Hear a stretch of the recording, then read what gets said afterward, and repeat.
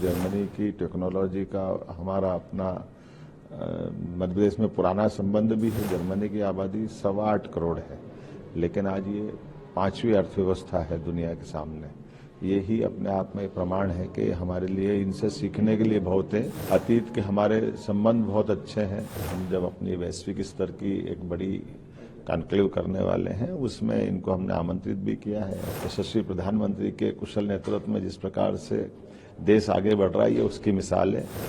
जब यहाँ इस स्थान पर जर्मनी के हमारे बावरिया स्टेट के मंत्री और खासकर स्टेट चांसलरी प्रमुख डॉक्टर हरमन से मुलाकात हुई और उनसे विस्तार से बात हुई, जिसमें उन्होंने कहा कि मध्य प्रदेश और जर्मन खास करके अपने देश से और जर्मन के बीच अतीत का रिश्ता भी बहुत मजबूत रहा है।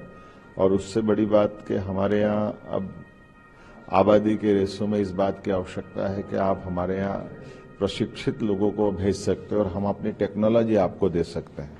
तो दोनों देश मिलकर के इस तरह से विकास के नए दरवाजे खोलते हैं। खासकर जर्मनी की टेक्नोलॉजी का हमारा अपना मध्य प्रदेश में पुराना संबंध भी है, लेकिन ये दुनिया भर में अलग ढंग से जानी जाती है। नवीन तकनीक के बलबूते पर द्वितीय विश्व युद्ध के बाद जर्मनी जिस ढंग से एक आर्थिक समृद्धशाली ताकत बनकर निकला है, ये दुनिया के सामने बड़ा आदर्श उदाहरण भी है। और मुझे इस बात की प्रसन्नता है कि जो कहते हैं वो करके दिखाते हैं। और कम आबादी के बाद भी मोटे तौर पर जर्मनी की आबादी 8.25 करोड़ है, लेकिन आज ये 5वीं अर्थव्यवस्था है दुनिया के सामने। यही अपने आप में प्रमाण है कि हमारे लिए इनसे सीखने के लिए बहुत है। अतीत के हमारे संबंध बहुत अच्छे हैं।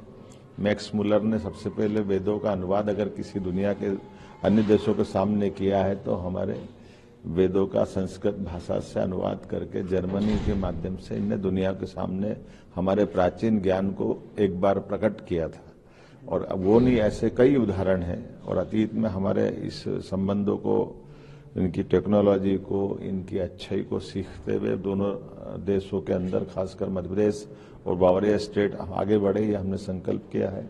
हमारे अपने सभी खास करके इंजीनियरिंग कॉलेज है, पॉलिटेक्निक है, डिप्लोमा वाले ITI है, ऐसे प्रशिक्षित वर्कर्स है, हेल्थ वर्कर्स है, और इनके यहाँ की टेक्नोलॉजी से हमारे इंडस्ट्रियलिस्ट लाभ लें, वो अपने काम करें। खासकर ऑटोमोटिव सेक्टर में इनकी जो गाड़ियां हैं बहुत अच्छी उन्नत प्रकार की रहती आई है।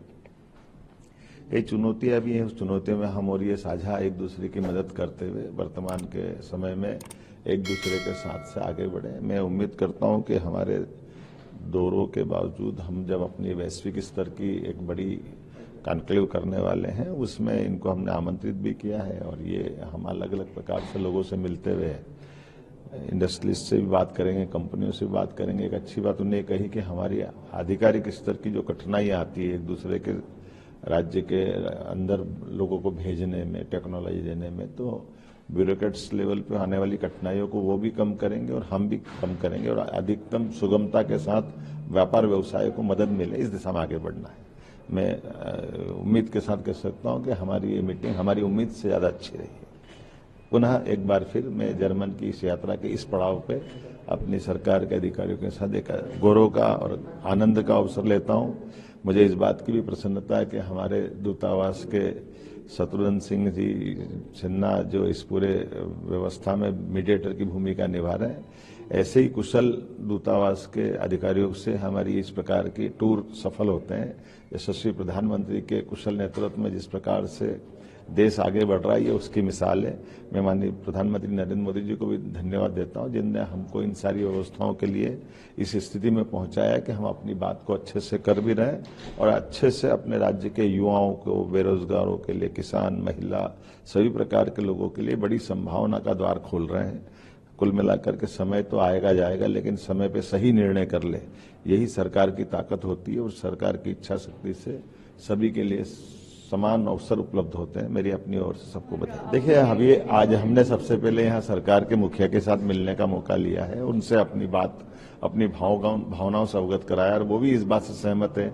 उनकी अपनी चुनौतियां, उनकी आबादी बहुत थोड़ी सी है आबादी में जो है उनकी भी वृद्धावस्था हो रही है, कई टेक्नोलॉजी में उनको वर्कर्स की जरूरत है, हमारे यहाँ रोजगार की जरूरत है, दोनों एक दूसरे पर निर्भर हैं।